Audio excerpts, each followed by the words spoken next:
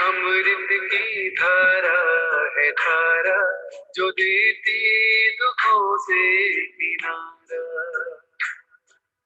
मुरली अमृत की धारा है धारा, जो देती दुखों से किनारा। भूले जीवन में हो जा शिव बाबा मुरली में समझा। भूले जीवन में हो जा शिव बाबा मुरली में समझा।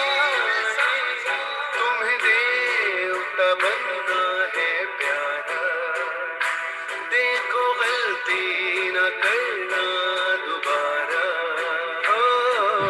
मुरली अमृत की धारा है धारा, जो देती दुखों से किनारा।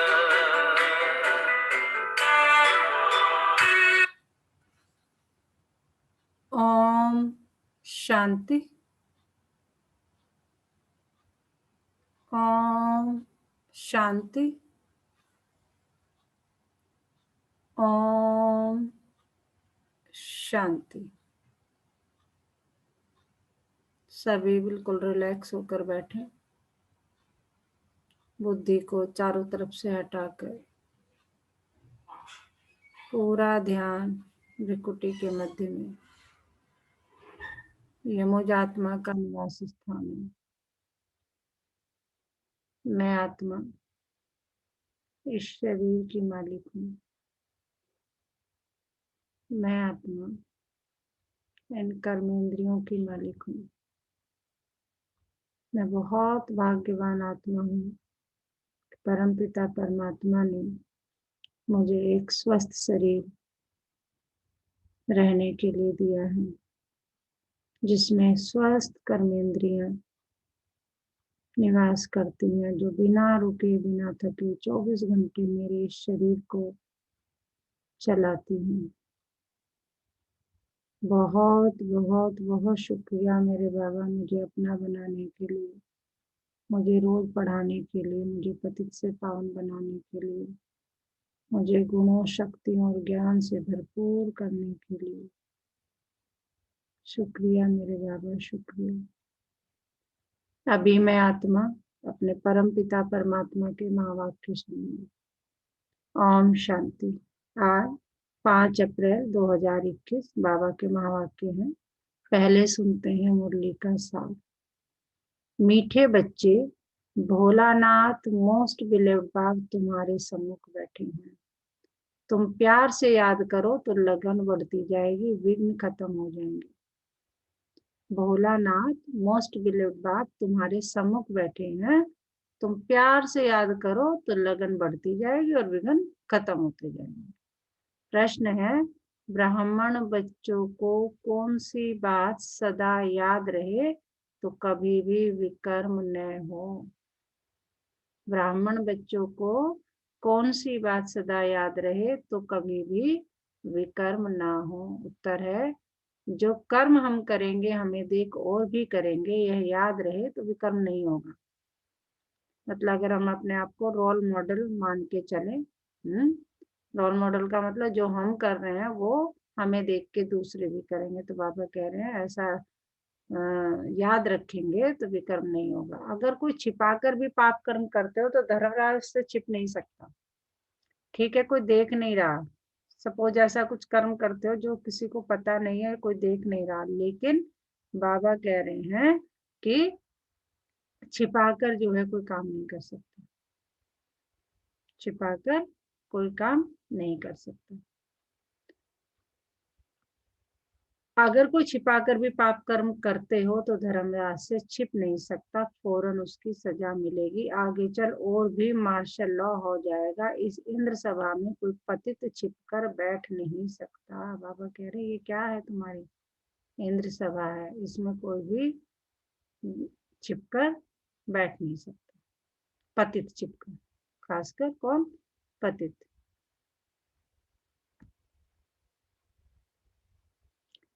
गीत है आज का, भोलेनाथ से निराला। ओम शांति। मीठे मीठे रूहानी बच्चे जानते हैं, अब रूहानी बाप हमको इस सृष्टि के आदि मध्य अंत का ज्ञान सुना रहे हैं। मीठे मीठे रूहानी बच्चे क्या जानते हैं कि अब रूहानी बाप हमें क्या कर रहे हैं, सृष्टि के आदि मध्य अंत का ज्ञान सुना रहे हैं। उनका नाम ही है भोलेनाथ। बाप बहुत भोले होते हैं, कितनी तकलीफ सहन करके भी बच्चों को पढ़ाते हैं। लौकिक में भी देखो बाबा कह रहे हैं बाप कितने भोले होते हैं, कितनी तकलीफें सहन करके भी बच्चों को पढ़ाते हैं, संभालते हैं। फिर जब बड़े होते हैं तो सब कुछ उनको दे खुद वानप्रस्थ अवस्था ले लेते हैं, समझते हैं कि हमने फर्ज अदाई पूरी की, अब बच्चे जाने। तो बाप भोले ठहरे ना, यह भी अभी तुमको बाप समझाते हैं क्योंकि खुद भोलानाथ है। तो हद के बाप के लिए भी समझाते हैं कि वह कितने भोले हैं। वह हुए हद के भोले। फिर यह है बेहद का भोलानाथ बाप। बाबा कह रहे हो जो शरीर के बाप हैं वो क्या है, हद के भोले हैं। और मैं कौन हूँ, तुम आत्माओं का बाप जो कि बेहद का भोला हूँ। परम धाम से आते हैं पुरानी दुनिया पुराने शरीर में, इसलिए मनुष्य समझते हैं कि पुराने पतित शरीर में कैसे आना होगा। न समझने के कारण पावन शरीर वाले कृष्ण का नाम डाल देते हैं, यही गीता वेद शास्त्र आदि फिर भी बनेंगे। देखो शिव बाबा कितना भोला है, आते हैं तो भी वासना देते हैं, जैसे कि बाप यहीं बैठा है। यह साकार बाबा भी भोला है ना। ब्रह्मा बाबा की बात कर रहे हैं। कोई दुपट्टा नहीं, कोई तिलक आदि नहीं, बल्कि साधारण बाबा तो बाबा ही है। बच्चे जानते कितनी है सारी नॉलेज शिव बाबा ही देते हैं, और कोई की ताकत नहीं दे सके। और कोई की ताकत है क्या, बाबा कह रहे कि मैं ही हूँ जो दे सकता हूँ, और किसी की इतनी ताकत नहीं जो दे सके। दिन प्रतिदिन बच्चों की लगन बढ़ती जाती है, जितना बाप को याद करेंगे उतना लव बढ़ेगा। बिलव्ड मोस्ट बाप है न सिर्फ अभी, परंतु भक्ति मार्ग में भी तुम बिलव्ड मोस्ट समझते थे। बाबा कह रहे भक्ति मार्ग में भी सबसे ज्यादा पूजा किसकी करते थे, शिव परमात्मा की। कहते थे बाबा जब आप आएंगे तो सबसे लव छोड़कर एक बाप के साथ लव रखेंगे। तुम अभी जानते हो, परंतु माया इतना लव करने नहीं देती है। माया चाहती नहीं कि मुझे छोड़ बाप को याद करे, वह चाहती है कि देह अभिमानी हो मुझे लव करे, यही माया चाहती है। इसलिए कितना विघ्न डालती है। तुमको विघ्नों को पार करना है। बच्चों को कुछ तो मेहनत करनी चाहिए ना, पुरुषार्थ से ही तुम अपने प्रारब्ध पाते हो। बाबा कह रहे माया तो विघ्न डालेगी, तुम्हें तो मेहनत करनी पड़ेगी, और यही तुम्हारी मेहनत है, माया पर जीत पाना। तो पुरुषार्थ से ही तुम प्रारब्ध पाते हो। बच्चे जानते हैं उच्च पद पाने के लिए कितना पुरुषार्थ करना है। एक तो विकारों का दान देना है, बाबा बता रहे क्या क्या पुरुषार्थ करना है। एक तो विकारों का दान देना है, दूसरा बाप से जो अविनाशी ज्ञान रत्नों का धन मिलता है वह दान करना है। जो तुम्हें मिला है वो दूसरों को भी देना है। जिस अविनाशी धन से ही तुम इतने धनवान बने हो। नॉलेज है सोर्स ऑफ इनकम। जो तुम्हारी नॉलेज है वो क्या है, सोर्स ऑफ इनकम। वह है शास्त्रों की फिलोसफी या स्पिरिचुअल नॉलेज। शास्त्र आदि पढ़कर भी बहुत कमाते हैं। कोठरी में ग्रंथ आदि रख दिया, थोड़ा कुछ सुनाया, बस इनकम हो जाएगी। वह कोई यथार्थ ज्ञान नहीं है। यथार्थ ज्ञान सिर्फ एक बात ही देते हैं। जब तक किसको यह रूहानी नॉलेज नहीं मिली है तब तक शास्त्रों की फिलोसफी बुद्धि में है। बाबा कह रहे जब तक तुम्हें भी ये नॉलेज नहीं मिली थी रूहानी, तो क्या थे, शास्त्रों की जो नॉलेज थी उसी वही तुम्हारी बुद्धि में थी। तुम्हारी बात सुनते नहीं है। तुम हो बहुत थोड़े। यह तो 100%, यह तो 100% सर्टेन है। यह रूहानी नॉलेज बच्चों ने रूहानी बाप से ली है। नॉलेज सोर्स ऑफ इनकम है, बहुत धन मिलता है। योग से सोर्स ऑफ हेल्थ अर्थात निरोगी काया मिलती है। ज्ञान से वेल्थ मिलता है। यह है दो मुख्य सब्जेक्ट। फिर कोई अच्छी तरह धारण करते हैं, कोई कम धारण करते हैं, तो वेल्थ भी कम नंबर वार मिलती है। बाबा कह रहे सब कुछ डिपेंड किस पे करता है, धारणा पे। कर लिया जो नंबर वार है, जैसी धारणा करोगे वैसा ही तुमको नंबर वार पुरुषार्थ अनुसार आपको हेल्थ वेल्थ हैप्पीनेस मिलेगी। सजाएं आदि खाकर जाएं पद पाते हैं, पूरा याद नहीं करते तो विकर्म विनाश नहीं होते, फिर सजाएं खानी पड़े, पद भी भ्रष्ट हो पड़ता है जैसे स्कूल में होता है। पद भी भ्रष्ट हो पड़ता है जैसे स्कूल में होता है। यह है बेहद की नॉलेज, इससे बेड़ा पार हो जाता है।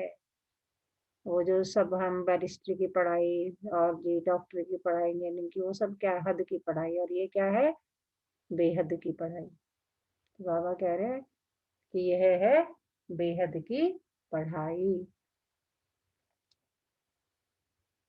यह है बेहद की नॉलेज, इससे बेड़ा पार हो जाता है। उस नॉलेज में बैरिस्ट्री, डॉक्टरी, इंजीनियरिंग पढ़ना पड़ता है। यह तो एक ही पढ़ाई है। योग और ज्ञान से एवर हेल्दी वेल्दी बनते हैं, प्रिंस बन जाते हैं। वहां स्वर्ग में कोई बैरिस्टर जज आदि नहीं होते। बाबा कह रहे वहां स्वर्ग में इनकी जरूरत नहीं होती, वहां धर्मराज की भी दरकार नहीं होती। न गर्भ जेल में सजा, न धर्मराजपुरी की सजा मिलती है। गर्भ महल में बहुत खुश सुखी रहते हैं, यहाँ तो गर्भ जेल में सजाएं खानी पड़ती है। इन सब बातों को तुम बच्चे ही अब समझते हो, पहले तुम्हें भी नहीं पता था। बाकी शास्त्रों में, संस्कृत में श्लोक आदि मनुष्यों ने बनाए हैं। पूछते हैं सतयुग में भाषा कौन सी होगी? बाप समझाते हैं जो देवताओं की भाषा होगी वही चलेगी। वहां की जो भाषा होगी वह कहीं नहीं हो सकती, ऐसे हो नहीं सकता वहां संस्कृत भाषा हो। देवताओं और पतित मनुष्यों की एक भाषा हो नहीं सकती। बाबा कह रहे हैं कि वहां तुम देवता बनोगे और यहाँ तुम क्या पतित हो, तो दोनों की भाषा एक हो नहीं सकती। वहां की जो भाषा होगी वही चलेगी। यह पूछने का रहता नहीं, पहले बाप से वर्षा तो ले लो। बाबा कह रहे कौन सी भाषा होगी, क्या करो, वो सब चीजें क्या करोगे अभी जान के, पहले ब्लेसिंग्स तो ले लो, पहले उस लायक बन तो जाओ। जो कल पहले हुआ होगा वही होगा, पहले वर्षा ले लो, दूसरी कोई बात पूछो ही नहीं।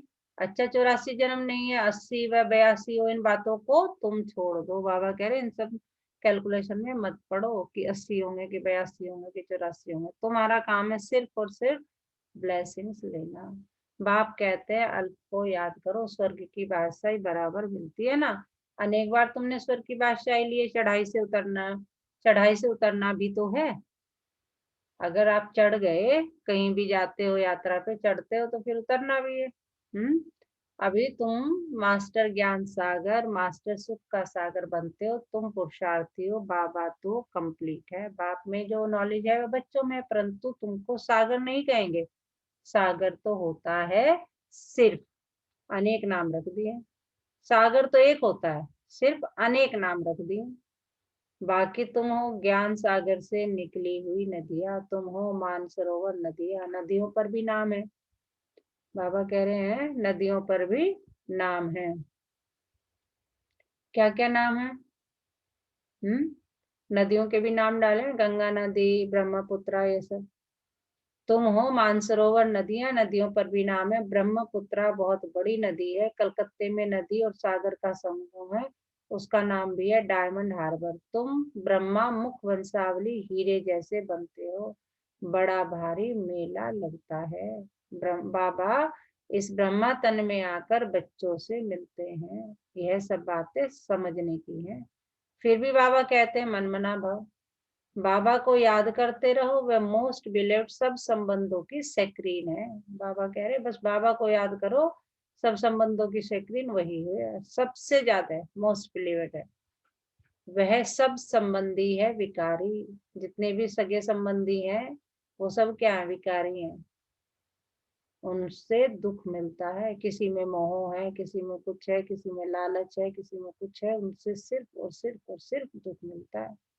बाबा तुमको सबका एवजा दे देते हैं, सब संबंधों का लव देते हैं, कितना सुख देते हैं, और कोई इतना सुख नहीं दे सकते। कोई देते हैं तो अल्पकाल के लिए, जिसको ही सन्यासी कागविष्टा के समान सुख कहते हैं। दुख धाम में तो जरूर दुखी होगा, तुम बच्चे जानते हो, हमने यह अनेक बार पाठ पढ़ा, परंतु हम ऊंच पद कैसे पाए उनका जिक्र रहना चाहिए। बहुत पुरुषार्थ करना है कि हम वहां फेल न हो जाए।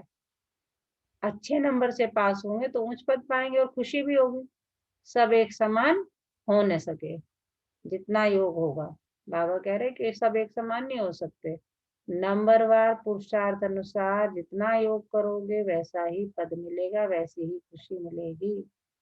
बहुत गोपिकाएं जो कभी मिली भी नहीं है, बाप से मिलने लिए तड़पती है, साधु सन्यासों के पास तड़पने की बात ही नहीं रहती। यहाँ तो शिव बाबा से मिलने के लिए आते हैं, वंडरफुल बात है ना।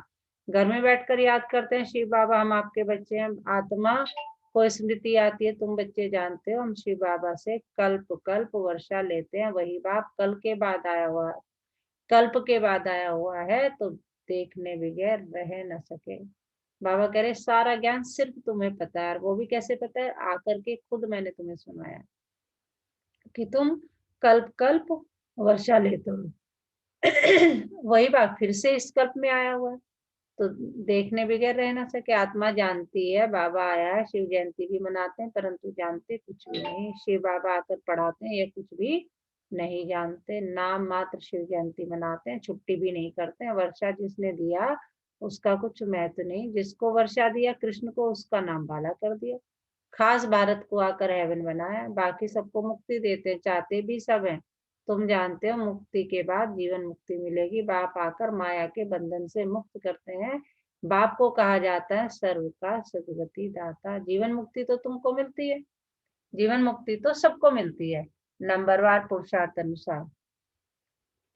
जीवन मुक्ति तो सबको मिलती है नंबरवार पुरुषार्थ अनुसार। बाप कहते हैं यह है पतित दुनिया दुखधाम। सतयुग में तुमको कितना सुख मिलता है, उनको कहते हैं बहिश्त। अल्लाह ने बहिश्त इसलिए रचा, क्या सिर्फ मुसलमानों के लिए रचा? अपनी अपनी भाषा में कोई स्वर्ग कहते हैं, कोई बहिश्त कहते हैं। तुम जानते हो हेवन में सिर्फ भारत ही होगा। यह सब बातें तुम बच्चों की बुद्धि में नंबरवार पुरुषार्थ अनुसार बैठी है।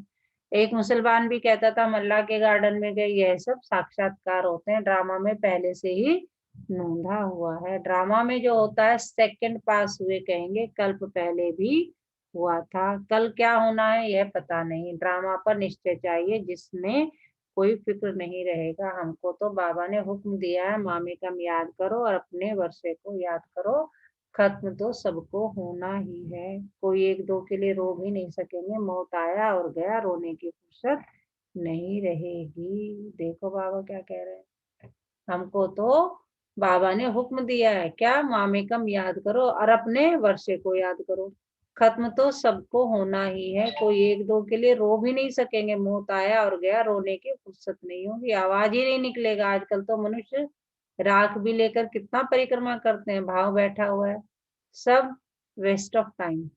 इसमें रखा ही क्या है, मिट्टी मिट्टी में मिल जाएगी। इसमें भारत पवित्र बन जाएगा क्या? इससे भारत पवित्र बन जाएगा क्या? पतित दुनिया में जो काम करते हैं पतित ही करेंगे। दान पुण्य आदि भी करते आए हैं, क्या भारत पावन बना है? बाबा कह रहे भारत में सबसे ज्यादा दान पुण्य होता है, क्या भारत पावन बन गया? सीढ़ी उतरनी ही है। सतयुग में सूर्यवंशी बने, फिर सीढ़ी उतरनी पड़े, धीरे धीरे गिरते हैं। बल कितना भी यज्ञ तप आदि करें फिर भी दूसरे जन्म में अल्पकाल का फल मिलता है। कोई बुरा कर्म करता है तो उसका भी एवजा उनको मिलता है। बेहद का बाप जानते हैं, बच्चों को पढ़ाने आए हैं, तन भी साधारण लिया है, कोई तिलक आदि लगाने की दरकार नहीं। बाबा कह रहे यहाँ तो मैं तुम्हें कुछ कहता ही नहीं हूँ कि भाई तुम तिलक लगाओ, माला फेरो, मंत्र जपो, कुछ भी नहीं। बाबा कह रहे कि शिव बाबा ने तन भी कितना साधारण लिया, कोई तिलक आदि लगाने की दरकार नहीं। तिलक तो भक्त लोग बड़े बड़े देते हैं परंतु ठगते कितना है। देखो आप जहाँ इन तीर्थ स्थली पे जाओ, हरिद्वार है या जैसे भी जहाँ जहाँ मतलब भक्त लोग जाते हैं, तो बाबा कहते तिलक तो देखो कितना बड़ा बड़ा देते हैं परंतु ठगते कितना है। बाबा ने कहा है मैं साधारण तन में आता हूँ, आकर बच्चों को पढ़ाता हूँ। वानप्रस्थ अवस्था ठहरी, कृष्ण का नाम क्यों डाला? यहाँ जज करने की भी बुद्धि नहीं है। अभी बाबा ने राइट रॉन्ग जज करने की बुद्धि दी है। तो अभी तक क्या सुनाया बाबा ने, कौन बताएगा? ओम शांति दीदी। ओम शांति। दीदी अब की बार तो ऐसा लगा जैसे बाबा ना पढ़ाई पे जोर दे रहे हो, कह रहे हैं कि जब तक अगर तुम्हें 10th में क्लास में जाना तो 9th पास करनी पड़ेगी। उसी प्रकार बाबा कह रहे हैं कि यदि तुम्हें सतयुग में जाना है तो अपने आप को पवित्र बनाना पड़ेगा और बिल्कुल। भक्ति काल को छोड़कर संगम पर जो ज्ञान मैं दे रहा हूँ उसको अपनाना पड़ेगा। हम आ तो गए 10th में, लेकिन हमारे पास जो ज्ञान है वो 9th का है, तो हम पास नहीं हो पाएंगे। और बाबा कह रहे हैं, बाबा ने ये भी कहा था कि सभी मरेंगे, सभी को बाबा के पास जाएंगे, लेकिन जैसे ट्रेन में क्लास बनी होती है ना, first class, second class, third class, general की बोगी जुड़ी रहती है, उसी प्रकार हम सब बैठ के जाएंगे। और जो फर्स्ट क्लास वाले हैं उन्होंने अपने पहले से ही अपने रूम वगैरह बुक कर रखे हैं। तो कुछ इस तरीके से समझ में आया। बिल्कुल सही से समझ रहे हैं आप जी। तो बाप कह रहे हैं कि मुझे याद करो, विनाश तो होना, बाद में तुम्हें जो है रोने का भी टाइम नहीं मिलेगा। तिलक विलक लगाने से कुछ फायदा नहीं है, तुम बस मुझे याद करो। कह रहे मैं तो साधारण बातें करता हूँ। बाप कहते हैं तुम यज्ञ तप दान पुण्य करते, शास्त्र पढ़ते आए, क्या उन शास्त्रों में कुछ है? हमने तो तुमको राजयोग सिखलाकर विश्व की बादशाही दी कि कृष्ण ने दी। बाबा कह रहे हैं सारी बातें सोचो, जज करो। कहते हैं बाबा आपने ही सुनाया था, कृष्ण तो छोटा प्रिंस है, वह कैसे सुनाएंगे? बाबा आपके ही राजयोग से हम यह बनते हैं। बाप कहते हैं शरीर पर भरोसा नहीं, बहुत पुरुषार्थ करना है। बाबा को समाचार सुनाते हैं फलाना बहुत अच्छा निश्चय बुद्धि है। मैं कहता हूँ बिल्कुल निश्चय नहीं है, जिनको बहुत प्यार किया वे आज नहीं है। बाबा कह रहे हैं जिन मतलब किसी के बारे में ये कहना निश्चय बुद्धि है जरूरी नहीं है।